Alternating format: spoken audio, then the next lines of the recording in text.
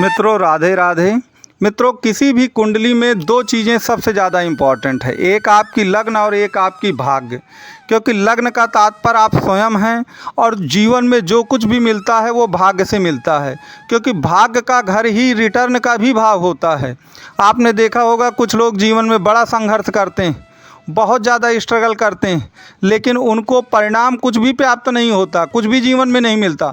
और कुछ लोग जीवन में बिल्कुल संघर्ष नहीं करते, कोई बहुत ज़्यादा मेहनत नहीं करते और उनको बहुत कुछ मिल जाता है और हम कहते हैं कि यार तुम्हें भाग्य से बहुत कुछ मिल गया। यही कुछ होने जा रहा है अब मिथुन लग्न और मिथुन राशि के साथ। याद रखिए, मिथुन राशि में भाग्य का जो स्वामी है वो शनि होता है। समझिएगा इस बात को कि भाग्य का स्वामी शनि है और शनि व्याधियाँ, परेशानियाँ, अड़चन, रुकावट, विलंब, ये सब उसके प्राकृतिक गुण हैं। और इन प्राकृतिक गुणों के कारण जो मिथुन राशि और मिथुन लग्न के लोग हैं वो पिछले कुछ वर्षों में बहुत ज़्यादा परेशानी, पीड़ा, गरीबी, अपमान, तिरस्कार ये झेलते चले आ रहे हैं। अब उनको ऐसा लगता है कि शायद उनके जीवन का कुछ नहीं हो सकता और ना ही मिथुन राशि या मिथुन लग्न का कुछ होने वाला है।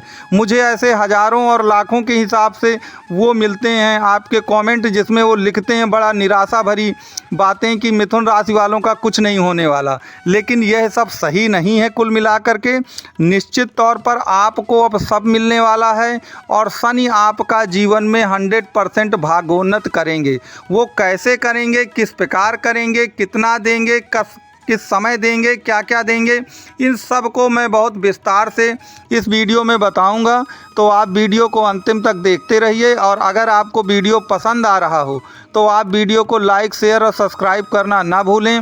आपका ज्योतिष के संबंध में या कुंडली के विश्लेषण के संबंध में किसी तरह का कोई भी प्रश्न हो तो मेरा नंबर दिया गया है, आप इसमें कांटेक्ट भी कर सकते हैं, आप इसमें व्हाट्सएप से मैसेज भी कर सकते हैं। तो मित्रों, जो शनि देव हैं वो जीवन में विलंब ज़रूर करते हैं, धीरे धीरे ज़रूर देते हैं, लेकिन याद रखिए वो काम जो जीवन में बहुत धीरे धीरे मंद गति से होता है ना, वो बहुत सॉलिड और ठोस काम होता है। याद रखिए, कोई काम आप हड़बड़ी में बहुत तेज़ी से कर डालें तो हो सकता है कि वो काम दिखेगा कि नहीं, हो गया, लेकिन याद रखिए उस काम के परिणाम जो हैं वो अच्छे नहीं होते और वह काम बहुत जल्दी बिगड़ भी जाता है।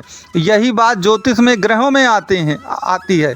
आप याद रखिए कि चंद्रमा, बुध, शुक्र बहुत ज़्यादा चलायमान ग्रह हैं। ये बहुत ज़्यादा अपना प्रतिफल बहुत जल्दी व्यक्ति को दे देते हैं, लेकिन याद रखिए वहीं शनि अपना प्रतिफल बहुत देर से देता है। लेकिन याद रखिए कि जो चंद्रमा, बुध और शुक्र प्रतिफल देते हैं तो वह आपको बहुत जल्दी देते हैं तो उतनी जल्दी छीन भी लेते हैं। लेकिन शनि अगर एक बार आपको देता है तो याद रखिए वो बिल्कुल सॉलिड होता है, ठोस होता है और वो ऐसा नहीं होता कि एक बार देने के बाद कुल मिलाकर के वो चीज़ आपसे छीन ली जाए, क्योंकि यह शनि का स्वभाव नहीं है।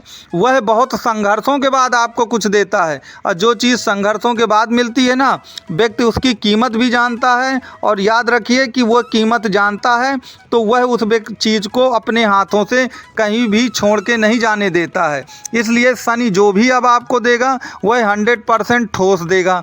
आपको मालूम है कि शनि 4 नवंबर के बाद आपके गोचर में मार्गी होने वाले हैं और आपकी कुंडली में जो मिथुन लग्न या मिथुन राशि के लोग हैं उनकी कुंडली में अगर देखें तो शनि भाग्येश होते हैं, भाग्य के स्वामी होते हैं। तो अब जो भाग्य का स्वामी है आपका वो स्वयं भाग्य में आया है। और याद रखिए कुंभ उनकी मूल त्रिकोण राशि भी है और कुंभ राशि जो है शतभिषा नक्षत्र से मिलकर बनी है। और शतभिषा नक्षत्र किसका है? राहु का नक्षत्र है। तो राहु तो मायावी है, भले ही शनि धीरे धीरे चलते हैं लेकिन राशियां तो नक्षत्रों से मिलकर बनी है ना, तो राहु तो बहुत ज़्यादा चलायमान है। तो आप ये मान लीजिए कि जिस शनि के लिए कहा जाता है कि शनि लंगड़ा है, शायद शनि चल नहीं पाता है, शनि बहुत देर से विलंब से सब कुछ देता है, वैसा कुछ होने वाला नहीं है। जैसे ही ये नवंबर आएगा, याद रखिए शनि के जो पैरों पे एकदम पहिया लगने वाले हैं, जो शतभिषा नक्षत्र है, राहु है, वह मायावी है। वो प्रतिपल में क्या कर दे, रंक को राजा बनाए, राजा को रंक बनाए, वही परिस्थितियाँ आने वाली हैं। तो आप रंक अंक से राजा बनेंगे।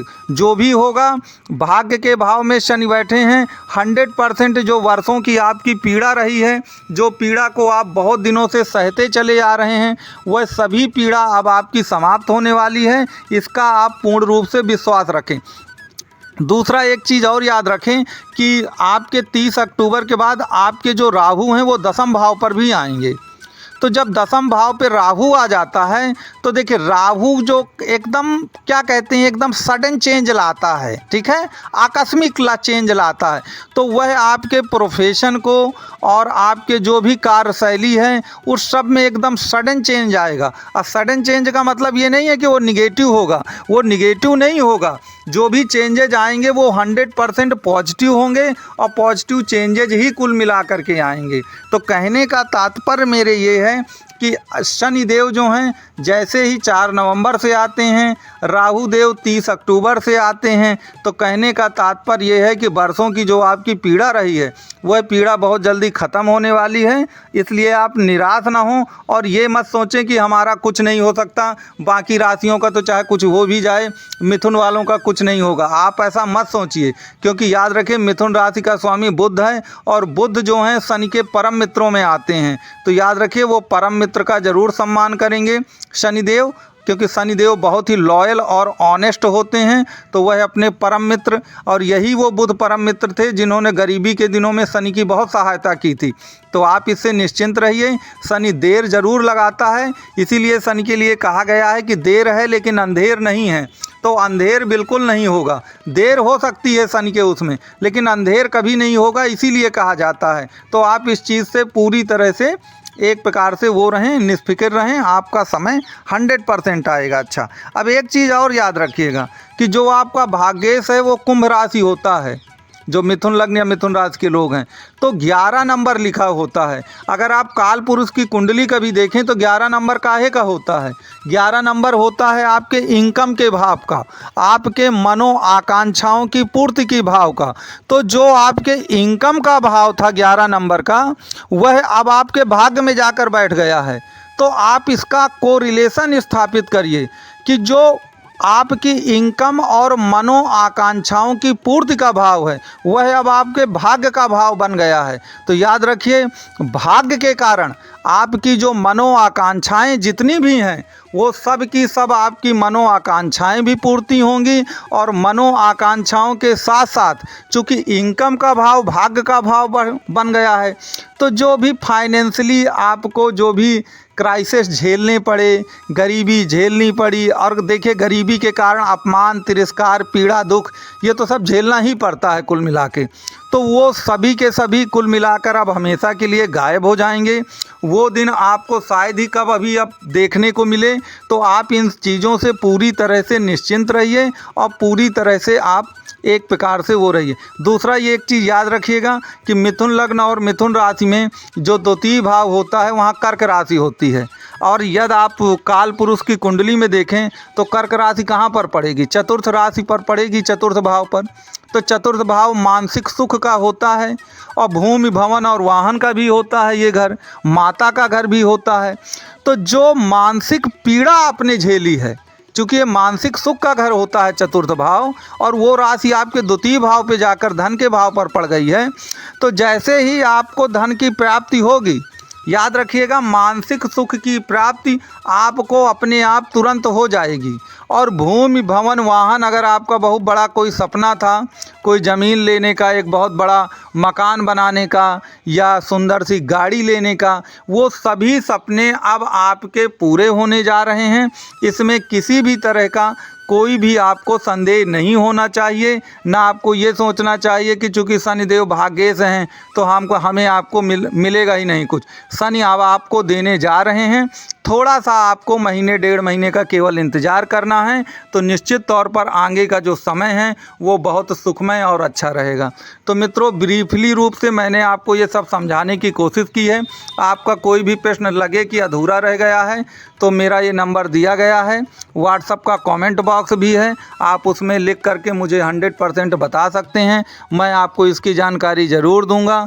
और इससे बाद अगर आपको कुंडली से संबंधित कोई भी जानकारी चाहिए, आप कुंडली का विश्लेषण करवाना चाहते हैं, तो व्हाट्सएप का नंबर भी दिया गया, आप इसमें कांटेक्ट भी कर सकते हैं। मैं निश्चित तौर पर उसका आपको जवाब दूंगा। चलिए, आपको मेरा ये वीडियो देखने के लिए मेरी तरफ से आपको कोटि कोटि धन्यवाद है।